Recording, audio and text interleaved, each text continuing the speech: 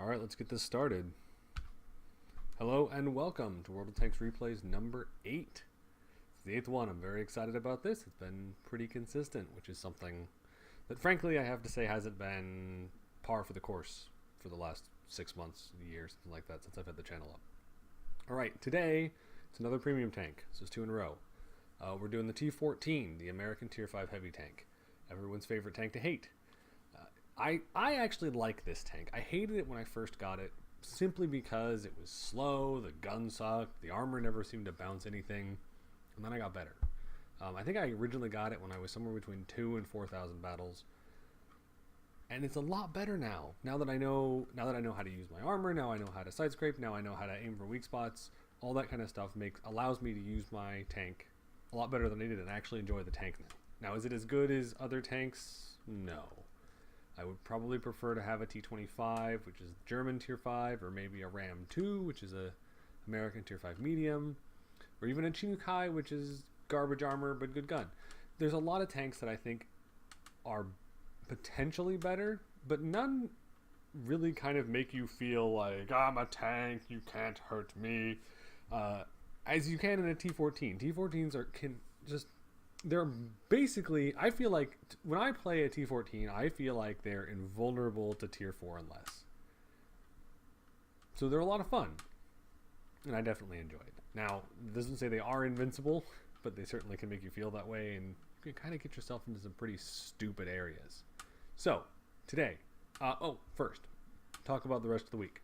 Tomorrow, we're going to be doing the M41 Walker Bulldog, which has taken the esports by storm. It was something that I predicted, although I wasn't recording at the time, which I'm kicking myself for. When they announced the new format, going from 742 to 754, was that the T1s, you were going to see two things, right? You were going to see either the T1s replaced by, or the Tier 1s replaced by Tier 7s, or you were going to see the Tier 1s replaced by a Tier 8 and a Tier 6. Which is the only logical way to go about it. But looking at the Tier 7s, the only real viable tank that can compete with the Tier 8s are the M41 Walker Bulldogs. And we'll see why in the 3 replays tomorrow. And then Thursday is going to be the, I've got it written down here, hopefully the Panzer IV Hydrostat. But it's a really, really rare tank, so it's hard to find replays for it. If I can't find 3 good replays that I'm happy with, then we're going to skip it until I can, and we're going to do, I think I have written down there, the Type 64, which is the Chinese Tier 6 light tank premium tank. So it'll be 3, actually, yeah, so one of the 2 premium tanks. And then we'll come back to the Panzer IV Hydrostat if I can't find enough replays for it until I can. Just because I don't want to do, we did the one short show with the Ferdinand, but I'd rather do 3 replays. I think the format's better and allows to kind of do a nice progression, right? You do a standard battle, and then you do a pretty awesome battle, and you do an amazing battle, and it kind of, you get these nice broken up sections. And maybe eventually, if my analysis gets more intelligible, not unintelligible, it's the wrong word, in depth, I guess, as I get better and as I learn more, and you guys are giving me more feedback on what you want to hear. Hopefully I keep hitting my microphone with my hand, as you can see right there. Hopefully I would like to turn this into 20 minutes of replay and really be able to go in depth, but right now I don't have the format down pat yet. So we'll see. Maybe we'll get it by 50. Who knows? All right. So today, though, we're doing the T14, everybody's favorite tank to hate. All right. Game number 1 is brought to us. I have my notes over here on the left. Game number 1 is a standard battle on Fjords, and it's brought to us. I downloaded off of World of Tanks Replays. Again, links will be in the description below. Brought to us by the user L Radical, and it looks like a radical, but it's not an I. It's an L. I know because I had to find him. And the only user that was iRadical was a dude on the EU server who had 0 battles. So, L Radical, NA player. We're going to see game number 1. Let's get it started. Alright, back to battle. Here we go. I'm going to go ahead and skip through this intro part because no one cares to watch a timing countdown. Let's get this show on the road. So as you can see, it's pretty slow. Now, what I like about this is that this gentleman or lady, judge, but this particular tanker has really kitted out his T14. You can see he's got a large repair kit, a large first aid kit, and an automatic fire extinguisher. So he's got a lot of premium consumables in his premium tank. Now there's nothing wrong with that necessarily. Although, to be perfectly honest, I think the large repair kit and the large first aid kit are both kind of wasted on the tank. Just because it's tier 5. And you're spending a lot of credits if you pop any of those. I do like the choice of 17 premium rounds. The penetration on the gun isn't great. I think it's 91. But even if it's higher, like 100, it's still not... I really should know that before I do these shows. It's still not enough to reliably penetrate. But either way, what we're going to see here is he's... yeah, I think it's the 91 110. So he's going to put some shells downrange here. Puts one into the T34, the Type T34, and one into that SU-85, and then tracks him, but isn't able to get a finishing shot. The rate of fire on this tank is phenomenal, and so you're actually able to put a lot of shells downrange very quickly. So he's going to finish off the SU-85, and now I've got, he's taking some fire from that artillery and the AMX-13AM, which is a tier 5 artillery. It's one of the new ones when they expanded the artillery lines. Takes another hit from the same artillery piece. He's just trying to get focused down. Optics repaired. But we'll see if that's enough. Now this is a really interesting position that El Radical has found himself in. Primarily because he has almost no support. Right? He's got a couple of tanks. Here's my mouse. He's got a couple of tanks up here. Right? You've got a Panzer IV-A, which is a tier 3, a Panzer IV-D, which is a tier 4, a Hetzer, which is a tier 4, and a Churchill, probably 3. No, 1. So the Churchill 1 are all up north here. Whereas he's by himself down here holding this whole field. So basically, just by himself, he's holding all of this back. Now we'll see that there's not actually that many tanks up here at the moment, but he's doing a really good job of just making his shots count and not taking too much damage. He's down about half health, so he's doing alright. Now this was the first thing I saw in the replay that I really didn't like. The T14 has amazing armor, but you have to angle it. You absolutely have to angle it, because if you don't, then you're losing a lot of that benefit. There's not a lot of weak spots on the tank. There's a machine gun port in the front. But if you angle your armor, you're just increasing it by that much more. And considering that you basically have the same armor all the way around the tank, the benefits of angling far outweigh the downside of showing your rear armor, or your side armor. So while he's been holding this, his team has managed to push through the middle here, and is now moving south to counter this Churchill 3 and KV-1. But there's still an artillery piece, a Panzer II-G, a Type T34, and another Type T34 up here on this flank somewhere. So we've spotted one of the Type T34s. It looks like it's gone to the middle to try and counter that push somewhat. Meanwhile, the KV-1 takes out the artillery that was very far forward. But El Radical is going to take out the Type T34 on this side for his second hit. He's closing out on the Panzer II-G for the third one. He's going to finish him off. So 3 kills, 611 damage, not too bad. In the meantime, we have an M4 that has accidentally team killed a PZSFL-4. Now that does happen from time to time, and it's really unfortunate when it does. And from the chat transcript, which unfortunately I can't turn off, it looks like it was indeed accidental. Alright, Alright, it's going to take another hit from the artillery for 100 damage. Going to shoot him once, and massive T14 ram. Enemy armor is destroyed. Another 109 damage down.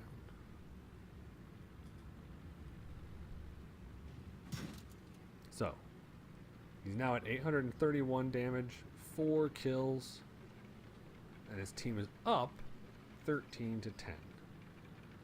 The problem, well, make that 13 to 11. The SU-85 goes down to the Type T-34. The Churchill 1 is nowhere near, and his team is telling him to cap. But El Radical, who they're calling IRAD because they can't tell it's an L, El Radical doesn't want anything to do with cap. And I can appreciate that. In a way, it's actually the right decision, because that Churchill 1 is nowhere near cap.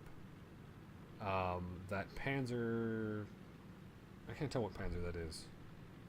The Panzer 2G appears to be AFK, and that M37 isn't going to do anything. So what he's going to do is, rather than cap, where they would probably lose, he's going to push back to cap and go for those last 2 kills and see if he can pull them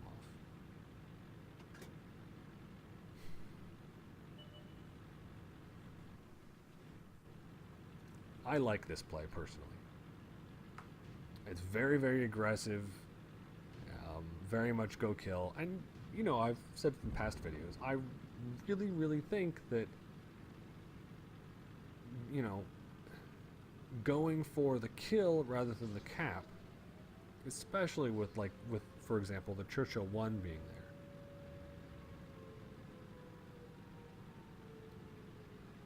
there. I like this idea. I like this play. I like it a lot. Now, is it risky? Well, sure. But I think it was the right decision.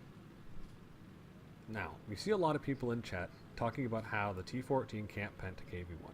And that's right. As long as you're not packing premium rounds. Enemy armor is hit. And this T14 is packing premium rounds. So he loads the premium rounds up, puts 3 into the KV1 to kill it, bounces all the shots, ricochets off the T-34, and gets the kill. 1,077 damage, and a Top Gun, and at last, a nice fuck you from El Radical to probably both his team and the enemy. Alright, so, game number 1 in the bag. You can see the T-14 gets, I mean, it's not the fastest tank by any means. While I'm talking, I'm going to get this loaded up. It's not the fastest tank, and it's not the heaviest hitting tank, but in the right hands and the right play, as with every other tank, you can make it work, and make it work really, really well. Now, it's not the easiest tank to do that in, but absolutely you can do it. And again, that goes to show, especially with what that KV1 was talking about, it's one of the tanks that requires you to be running at least some premium. It really does, and that doesn't make it a very good money maker, because if you have to sink money into shots that kind of silver cost into your premium rounds, it really makes the tank not worth it as a moneymaker, which is unfortunate. Are we still going? Yeah. Pause. Thank you. All right. So that is kind of one of the downsides of the tank, is that it does require some premium rounds. If he'd have just gone in against that KV1 with the regular rounds, then he might have been able to penetrate from the side. If he got a couple of lucky rolls, he would have been able to kill the Type T-34, and the game may have ended very, very differently. All right. That's game number 1. Fairly standard game. First class master badge, Top Gun. Really, it was the only one that I could find that I really liked that wasn't an ace tanker. Looking through a couple of pages of replays, basically what I ended up with were shitty games where they lost, really close games where they lost, and amazing ace tankers. And I wanted kind of a standard good game without an absolute amazing showing. And that's what was here, right? We saw him kind of have a very slow beginning, a slow opening development. The team pushes through, gets wrecked in the end. He manages to come around, pushes through Cap, gets the artillery, makes the decision to go back, and then gets the last 2 kills. That game could have very, very easily ended with him at 4 kills, about 830 damage, and somewhere between 75 and 100 Cap points. Really, really easily could have that, and that would have been a fine game. And that was my phone. But I think that the decision to go back and actually get those kills, I really like that. I like that aggressive play. I think that he knew he had enough time, or at least guessed he did, especially with that Churchill slowly making his way to the Cap. I think he knew that that was an okay decision to make. All right, we're going to game number 2. Game number 2, an encounter battle on Sacred Valley, which I've got here on the left. My notes, so I keep looking over there. It's my notes over there. From a user called Patatia. Patatia, I don't know the country, but they play on the EU servers. So this is coming to us from across the pond. Should be a good one. Again, game number 2. This is our first really good game. Let's check it out.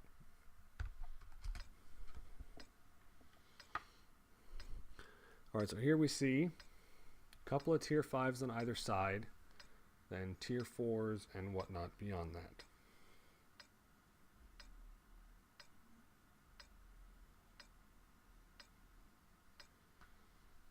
Let's get this show on the road.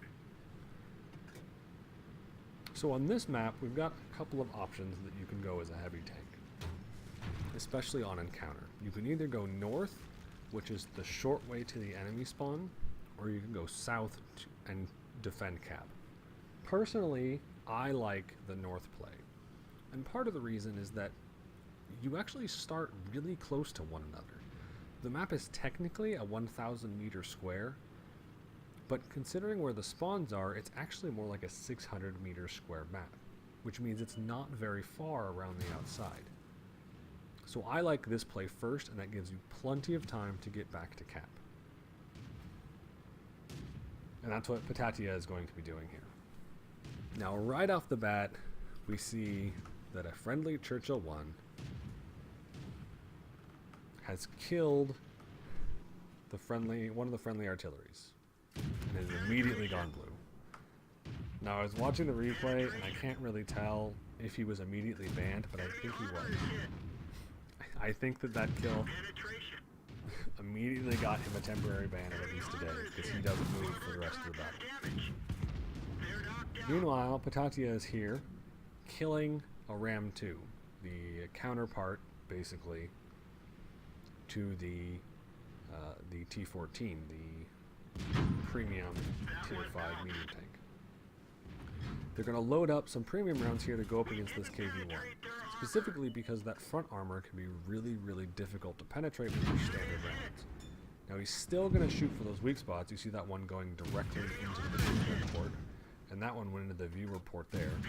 So they're still shooting for weak spots, but he's able to punch through the front of that KV-1. Enemy armor is hit. That one bounced. We fixed the track. Get going. So after taking down the KV-1, he's now going to go after the KV-1S, and his first shot sets it on fire. The KV-1S is going to miss with that derp. It looks like the 122 howitzer. So he's going to miss, and then Patatia is just going to help it burn down the rest of the way. Now there was a ton of KVs on this map. There were 3, I think, which means it's a good thing he brought a lot of premium rounds, because he's going to go through them. So put 2 into that KV there. He's going to continue to pump that KV full of premium round goodness. And finish off the KV. So 3 kills and already up to 2,153 damage. What a game. Where'd they go? He's going to put another premium round into that M3 Lee, but unfortunately he's just going to, it looked like, track it, maybe bounce off the side. It is APCR. APCR, if I recall correctly, doesn't have the same overmatch as a heat round does, but it does have a better penetration value through tracks. So you're more likely to bounce with an APCR round at extreme angles than you are with a heat round. But if you shoot into tracks, the heat round will frequently be absorbed because tracks are considered spaced armor, whereas the APCR will punch through. Alright, so he's going to return now. This Electo pushed up all the way in and took out the artillery piece. Ready to fire. So he's going to push up to try and take down the Electo. We're tied here, 10 to 10. And Patatia is just going to try and chase this Electo down. Now, you'll notice earlier on, too, that Hetzer actually ended up killing the Electo. And as far as I can tell, I think that as soon as he went blue, the Hetzer just sat behind that Churchill and killed him for most of the game. And then died. Alright, so he's been chasing this, firing with no luck. Finally gets a hit in. He's going to wait to cross and get the last hit for the kill. So, 2,000, roughly 300 damage, and 4 kills. And there's 4 tanks left on the enemy team. Now his counterparts that are all alive have actually been doing a really good job. The Wolverine, the S-35CA, and the Crusader have all been defending Cap, which is good. It was an absolute necessity that they went that route and capped there, or I defended the Cap, because that prevented a quick win. If they'd have gone to the north, there's a very good chance that the enemy team would have capped out by then. So he's pushing up. There's 3 tanks now left and spots the T-46. Immediately uses the auto lock on. 2 shots later, finishes off the T-46 for another 100 and looks like 50 damage. No more than that. What were we were? I don't remember. Anyways, he's at 250, 25 and a half, 100, about 2,500 damage, 5 kills. Get another 160 damage out of the SV5. And all that's left is the grill. Meanwhile, there's your Top Gun. Top Gun number 2 today. We saw Top Gun in game number 1 as well. So Patatia suspects that the grill might be over here, way back in this hole. And he normally would go in here. He's pinging to check there. And the T-46, who looks like a Czech player, gives up the ghost on where the grill is hiding in square E2. Using that information, Patatia moves in for the kill. He's got to be careful though. The Gorilla has a ton of damage, or can if it's got the Top Gun, and could easily kill the T14. He's got to be careful.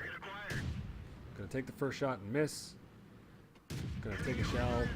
The Gorilla puts one into it, but sets him on fire with that shell and gets another burn down for 7 kills and almost 3,000 damage. Great game. Phenomenal play. I really, really liked this game, specifically because it just showed consistent determination. Right? He pushes north with a little bit of help. A lot of the team goes south. Some of the team is just messing around and killing each other, and he remains calm. Doesn't seem to be chatting too much. He's just focused on the game. And then he pushes up. He takes down the Ram. He takes down all the KVs. He doesn't quite get the kill on the M3 lead, which is unfortunate. If he had gotten that shot, he might have gotten a high roll, gotten a kill, and would have ended up with a Radley Walters at 8 kills instead of just 7. All in all, though, a very, very good game. Definitely an ace tanker. Phenomenal game. You really didn't see him use his armor very well, or as well as he could have. He did bounce a couple of shells. You saw that earlier. Saw him bounce a couple KV1s. Saw him bounce a couple of the Ram. Didn't really get shot a whole lot. But he managed to just be the assaulting force. Never really stopped to take any long-range shells. Just kept the pedal to the floor, pushed in, and things fell his way. And it worked really well. And I say he only because that's the common pronoun. I'm not trying to make any insinuations on genders. I try to keep it gender neutral, but it's really freaking hard. So I'm going to slip up a lot. All right, so game number 2 in the bag. We've had a Top Gun for game number 1 and a Top Gun with 7 kills and 3,000 damage in a tier 5 match. That's phenomenal. All right. game number 3, the one that I like. I always get excited about game number 3. Now, of course, I watch these before they go into the show because I want to make sure that they don't suck. But I still get excited watching these games, especially game number 3, because game number 3 for me is just amazing. You have, it's just good, solid play. They make good decisions. Sometimes there's an epic shot. For example, the Type 59 from last week, which was game number 1, which showed that awesome ammo rack on the E75. Phenomenal. I wish that had been in a game that had more excitement from that Type 59, because then I could have made that my game 3 and would have been amazing. Could you imagine how phenomenal it would have been to have a Type 59 going like a 6 or 8 kill spree, destroying tanks left and right and just dominating the battlefield, and then the last tank alive, they ammo rack a tier 9 German heavy? Oh my god, it would be amazing. Unfortunately, we didn't get that, so I had to kind of splice things together. So we had the ammo rack and then we had 2 good games. Alright, on to game number 3. Game number 3, we check my notes here. So we've got a standard battle on Pearl River, and this is brought to us by the Arturo, who I believe is also an EU player. Lots of EU players, which is actually pretty common considering that the EU scene seems to have somewhere between 4 and 10 times as many active tankers as the NA servers do. So we're probably gonna see a lot more tank replays from the EU than we will from NA. All right, I have been talking and not getting the game set up, so I'm gonna load it up right now, and then we'll see how it goes. Like I said, we all know after the 8th iteration, if you've watched all of them, game 3 is the epic game of the day, and this one is no exception. There are some phenomenal things that happen. So as soon as it loads up, I'm going to hop over. As a matter of fact, well, it hurries up. So we're loading in Pearl River, standard game, the Arturo, the T14. Let's get it started.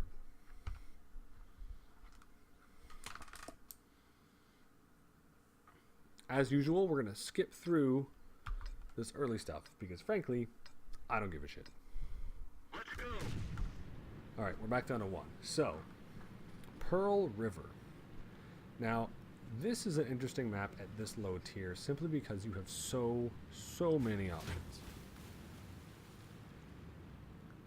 I like it really depends on the tank. If I have really good frontal armor, a lot of times I'll go to that north road. This one, my cursor, this one up. Where's my cursor?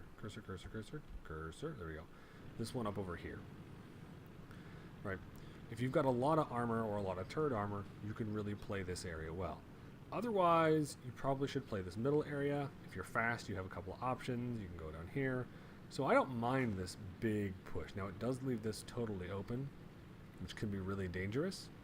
But with this number of tanks here, if they don't match it with an equal number of tanks, they're just going to get overwhelmed. So the first thing we see here is a Covenanter. He misses his first shell. We get the second shell. And the third shell. And the Covenanter is just confused and dies. Now we have 2 BDR G1Bs who are platooned together and are very good players, thanks to XVM that I have installed because I like the carousel.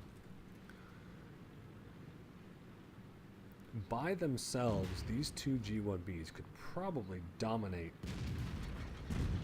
this entire flank. The one thing that they don't have, though, is backup.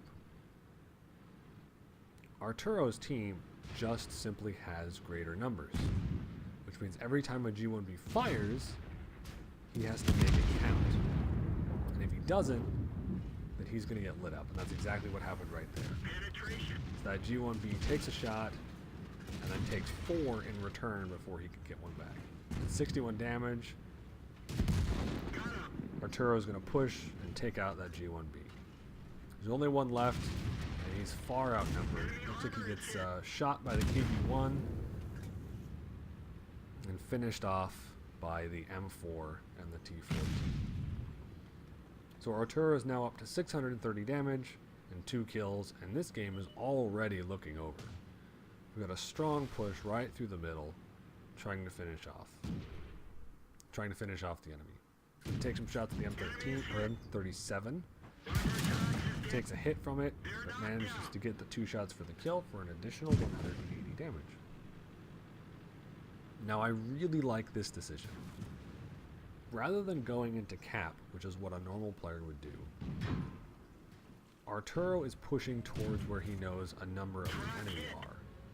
And part of that is because the Ep.8 and M4 were spotted by the friendly Chinu and the other T14. But he definitely made the right decision to push this way, and I really, really like that. Because the individuals who are on cap are just sitting ducks. And especially with this Churchill 3 over here, this Churchill 3 is very, very dangerous. With all that health and that fast, rapid-fire gun, the same as the T14 has. It's not the exact same gun, but it has the same kind of rate of fire where it just fires really quick. So he's pushing up, and who does he find? An Electo. First shell into the dirt. Oh, and he found a T14. Managed to put one through. Now he's bouncing off. I think he forgets it. I think Arturo has forgotten at this point that he has 10 rounds of premium ammo, which he could be using on that T14. But he's going to try and make it work. He's going to put one in, take one in return. Another shell. Looks like the T14 is changing targets. They're putting them right through that front plate, which is excellent. Bounces another one. Gonna go for the track. Put a shell into the side. He's over 1,500 damage now. 3 kills. See if he can make it 4 kills. 4 kills, 1,600 damage. The Electo tracks him. He's trying to get another shot, but no dice. Now he's got a Hetzer and an M4 and an Electo. Look at all these tanks coming back to try and take him out. All against one T14, who is just difficult to kill. That Hetzer is shooting HE all he wants, doing 90 to 100 damage shot. Takes out the Electo, takes down the M4, Ram kills the Hetzer. Oh no! It's a 3-4, 204 hit points, takes a shot, bounces, rams in the rear, and kills himself on the rear of the T14, leaving him with 11 hit points. Look at that pile of corpses that T14 has wrought. 11 damage left and 8 kills for 2,300 points of damage. That's making your armor work for you right there. So Arturo is going to push up now. You know there's 2 tanks left. I don't know if he's got XVM or not, but we know where they are. The Gorilla is here. Churchill was last spotted here. Who knows where he's at? And if you'll notice, all those people that were capping are dead. And that Churchill has 3 kills. Just goes to show, it ain't worth it to cap. It really isn't. So he's going to look and see if he can find that Churchill. The KV-1 is moving from one direction. He's moving from the other. So he's going to push up here and see if he can't get some kills on the Churchill. Now he's only at 11 hit points, so all the Churchill needs is 1 penetrating shot to finish him off. And he's looking. Takes the shot, bounces. Going to shoot the rear, shoots, bounces. Shoots, penetrates. Can you get another shot in? Oh, it's a low roll. He needs 1 more. Oh, no! So close. 18 hit points. Doesn't quite make it. And his team tries to finish up the Churchill. The Panzer IV misses his shot.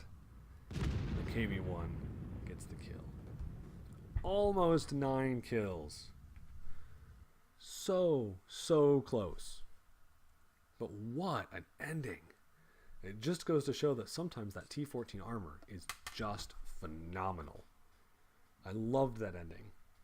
Go in, kill a tank, shoot at the tank, decide you can't break its armor with your gun, so you break it with your face, rams the Hetzer to death, and then turns around just in time to see an Electo, or not an Electo, a Panzer III-4 come over the ridge, shoot, bounce, ram, death, I'm still alive. You couldn't script that any better. Absolutely phenomenal. All right. So, great game at the end. I can't believe it how good that was. Like, I watched that. That's the third or fourth time I've seen that. And just every time it's like, yeah, he's totally dead. No, he's definitely dead. No, he's dead now. Yeah, the Hetzer's got a derp. He's definitely dead, right? Yeah, he's dead now. No, he's... What? Wait, what? Wait, wait, who? Wait, oh my god, it's a 3-4. Boom. Still alive. And he still manages to almost kill that Churchill 3. Oh, so epic. All right. So, after that amazing thing, look at my headphones. Little random. Okay. So, after that, phenomenal games. Like I said, I love the T14. I feel like its armor is really, really undervalued. And I think that last game really showcased it. Like, sometimes you don't bounce anything at all ever, and it's really, really frustrating. But sometimes you get games like that, and you realize why you love the tank. And it's because you basically just roll around and go, yeah, no, fuck you. Right? It feels like the KV-1, but it's faster and it is a better rate of fire. I love my KV-1. It's one of my favorite tanks to play. Why? Because I feel invulnerable in it, and I know that I'm not afraid of anything at Tier 5. Tier 6, yeah, we'll talk. But at Tier 5, I'm not afraid of anything. And the T14 makes me feel that same way. All right, so that's today in the bag. Tomorrow again is the M41 Walker Bulldog, and then Thursday I'm hoping to do the Panzer IV Hydrostat. I would really like to do that because that's not a tank I've ever played, and I've only seen 2 or 3 of them total in the 8,000 plus whatever battles that I've got in the game. So, until next time, stay tuned and happy tanking. See you guys later.